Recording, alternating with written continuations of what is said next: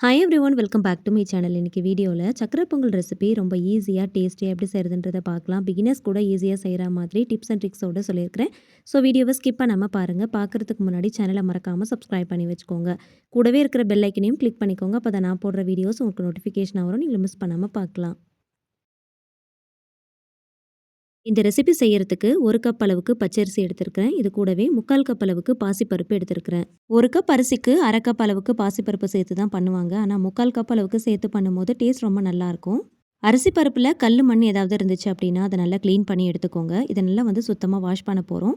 ஒரு 3 to 4 times கிட்ட நல்லா வாஷ் பண்ணிக்கோங்க. வாஷ் பண்ண அரிசி பருப்பை ப்ரெஷர் குக்கரில் சேர்த்துக்கலாம். ஊற வைக்கணும்னு அவசியம் இல்லை. அப்படியே டேரெக்டாக சேர்த்து குக் பண்ணிக்கலாம்.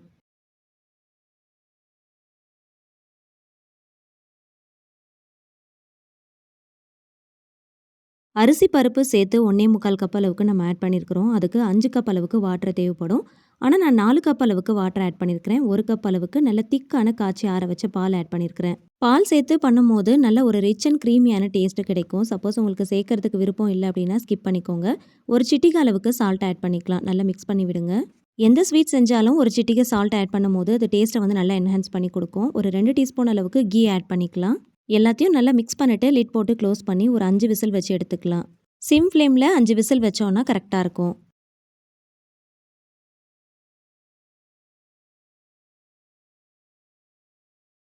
ப்ரெஷர் ஆட்டோமேட்டிக்காக ரிலீஸ் ஆனதுக்கப்புறமா நம்ம ஓப்பன் பண்ணி பார்க்கலாம். அரிசியும் பருப்பும் நல்லா மலர வெந்து வந்திருக்கும். இந்த மெஷர்மெண்ட்டில் இதே மெத்தடில் கரெக்டாக வச்சிங்க அப்படின்னா இந்த மாதிரி நல்லா மலர வெந்து வந்திருக்கும். இப்போ கரண்டி வச்சு லைட்டாக மசிச்சு விட்டுக்கலாம். அரிசியும் பருப்பும் நல்லா வெந்து வந்திருக்கும். லைட்டாக கரண்டியை வச்சு மசிச்சு விடும்போது நல்லா குழைவாக இருந்துச்சுன்னா பொங்கல் இன்னும் நல்லா டேஸ்ட்டாக இருக்கும்.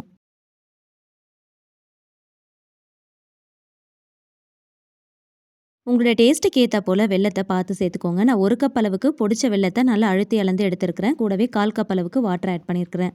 மண்ணு தூசி எதுவும் இல்லாமல் நல்ல குவாலிட்டியான வெல்லமாக இருந்துச்சுன்னா இந்த மாதிரி டேரெக்டாக ஆட் பண்ணிக்கலாம்.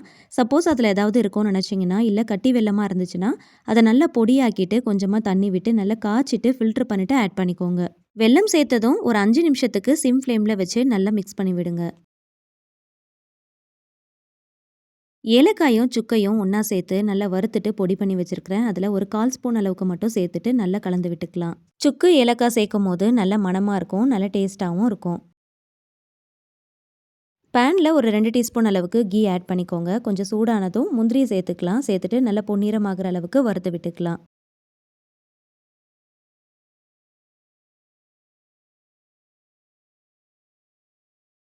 முந்திரி வறுத்ததுக்கு அப்புறமா கொஞ்சமாக திராட்சை பழம் சேர்த்து வறுத்துக்கலாம். முந்திரி திராட்சையை தனித்தனியாக வறுத்துக்கோங்க. முந்திரி கொஞ்சம் வறுபடுறதுக்கு லேட் ஆகும். ஆனால் திராட்சை பழம் சீக்கிரமாக உப்பி வந்துடும். கொஞ்சமாக கோகோனட்டை தின்னா ஸ்லைஸ் பண்ணிட்டு அதை கீழ நல்லா சேர்த்து ஃப்ரை பண்ணிக்கோங்க. நல்லா கோல்டன் கலரில் நல்லா கிறிஸ்பி ஆகிற அளவுக்கு ஃப்ரை பண்ணிக்கோங்க. இதையும் பொங்கலில் சேர்க்கும் போது டேஸ்ட் இன்னும் ரொம்ப நல்லாயிருக்கும். வறுத்து வச்சிருக்கிற முந்திரி திராட்சை கோகோனட் இது எல்லாத்தையுமே இது கூட சேர்த்துக்கலாம். எப்பயுமே முந்திரி திராட்சை மட்டும் சேர்க்காம இந்த மாதிரி கோகோனட்டை கொஞ்சம் நல்லா தின்னா ஸ்லைஸ் பண்ணிட்டு நல்லா கோல்டன் கலர் ஆகிற அளவுக்கு நல்லா கிறிஸ்பியாக வறுத்துட்டு இது கூட சேர்த்து பாருங்கள். டேஸ்ட் இன்னும் ரொம்ப நல்லாயிருக்கும். ஸ்டவ் ஆஃப் பண்ணிட்டு முந்திரி திராட்சையை சேர்த்து நல்லா ஒரு தடவை கலந்து விட்டுக்கலாம். தேவைப்பட்ட எக்ஸ்ட்ராவாக கொஞ்சம் நெய் சேர்த்துக்கோங்க. நம்ம சேர்க்குற வெல்லம் நல்ல ப்ரௌனாக இருந்துச்சுன்னா சக்கரை பொங்கலும் நல்ல கலர் பார்க்குறதுக்கு நல்ல டார்க் ப்ரௌனாக இருக்கும். நான் சேர்த்துருக்கிற வெல்லம் கொஞ்சம் கலர் கம்மியாக இருக்கிறதுனால எனக்கு பார்க்குறதுக்கு இந்த மாதிரி இருக்குது. ஆனால் டேஸ்ட் பார்த்தீங்கன்னா எல்லாமே ஒரே மாதிரி தான் இருக்கும். இதே மெத்தட் அண்ட் மெஷர்மெண்ட்டில் கண்டிப்பாக ட்ரை பண்ணி பாருங்கள். சக்கரை பொங்கல் நல்ல டேஸ்ட்டாக நல்ல குழைவாக நல்லா சூப்பராக செஞ்சிடலாம். பிகினர்ஸ் பேச்சுலர்ஸ்க்கு கண்டிப்பாக அந்த ரெசிபி ரொம்பவே யூஸ்ஃபுல்லாக இருக்கும். வீடியோ பிடிச்சா லைக் பண்ணுங்கள். ஃப்ரெண்ட்ஸ் அண்ட் ஃபேமிலிஸ் கூட ஷேர் பண்ணிக்கோங்க. கண்டிப்பாக ட்ரை பண்ணி பார்த்துட்டு ஃபீட்பேக் ஷேர் பண்ணுங்கள். இந்த மாதிரி இன்னும் இன்ட்ரெஸ்டிங்கான ரெசிபிஸ்க்கு என்னோட சேனலை மறக்காமல் சப்ஸ்கிரைப் பண்ணிட்டு தொடர்ந்து சப்போர்ட் பண்ணுங்கள். Thank you so much. கீப் வாட்சிங்.